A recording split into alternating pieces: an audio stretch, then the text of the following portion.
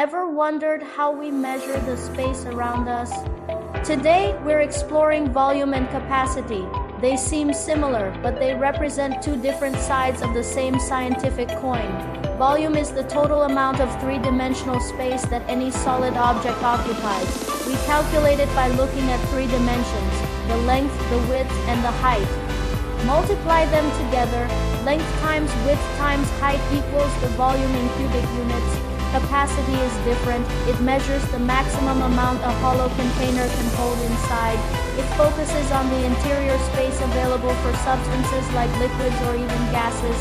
A solid brick has volume, while an empty jug has both volume and capacity. Notice how thick walls can make a container's volume large, but its capacity small. Volume uses cubic units like cubic meters, while capacity uses units like liters. From small bottles to massive skyscrapers, these concepts help us build our world. Now you're ready to master the space around you with scientific precision. Stay curious and keep exploring the science of the world around you. Now you've heard a tutorial on volume and capacity. Now let's dive into problems, solutions, and quizzes in volume and capacity.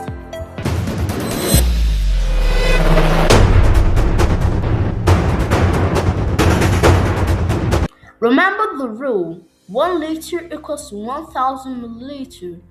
Every liter contains exactly 1000 milliliters. Number 2, multiply by 1000.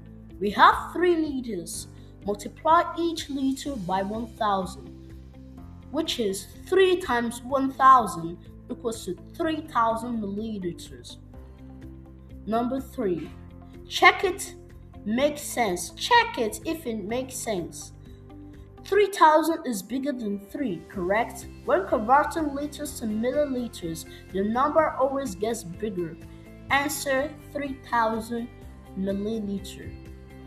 Remember the rule: 1000 milliliter equals to 1 liter. To convert milliliter to liters, we divide by 1000.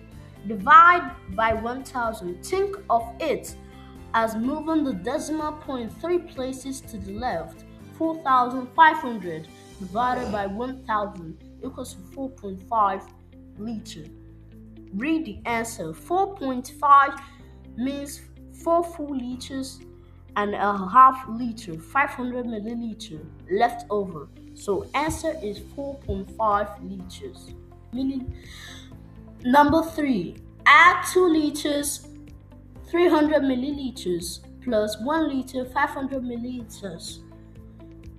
We are adding two amounts that each have a liters part and a milliliters part. We add each column separately, just like adding money, pounds and pence. Line up the columns. Write liters under liters and milliliters under milliliters. 2 liters, 300 milliliters plus 1 liter, 500 milliliters. Add milliliters column first. 300 plus 500 will be 800 milliliters. This is less than 1000, so nothing to carry. Add the liters column. 2 plus 1 equals to 3 liters. Put it together: 3 liters and 800 milliliters. Subtract 5 liters minus 2 liters, 750 milliliters. We write 5 liters with a milliliter column. 5 liters minus 5 liters in 00 ml. We write 00 milliliters, so we can line up the columns. 5 liters, 00 milliliters minus 2 liters, 750 milliliters. We can subtract the milliliter column. 0 minus 750. No. 0 is smaller than 750. We must borrow 1 liter from the liters column. Borrow 1 liter and convert it. Take 1 liter from the 5 liter column, leaving 4 liters, and add 1000 to the milliliter column, giving 1000 ml. 5 liters, 0 ml, because 4 liters, 1000 milliliters. Now subtract each column. 4 liters, 1000 milliliters, minus 2 liters, 750 milliliters, equals to 2 liters, 250 ml. Multiply 4 times 750 milliliters. Imagine 4 bottles each holding 750 ml. We want the total amount.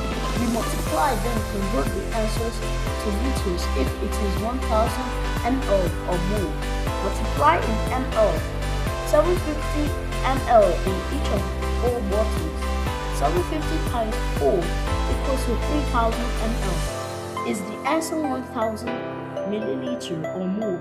Yes, 3000 ml is bigger than 1000. Convert to liters by dividing by 1000. 3000 divided by 1000 equals to 3 liters. State the final answer in liters. 3000 ml, exactly 3 liters, no remainder. We are sharing 6 liters equally among 3. Think of pouring 6 full bottles equally into 3 jars. How much goes into each jar? Divide the liters. Both numbers are in liters, so divide directly. 6 divided by 3 equals to 2 liters. Is there a remainder? 6 divides evenly by 3. No remainder, so no need to convert anything. So the answer is 2.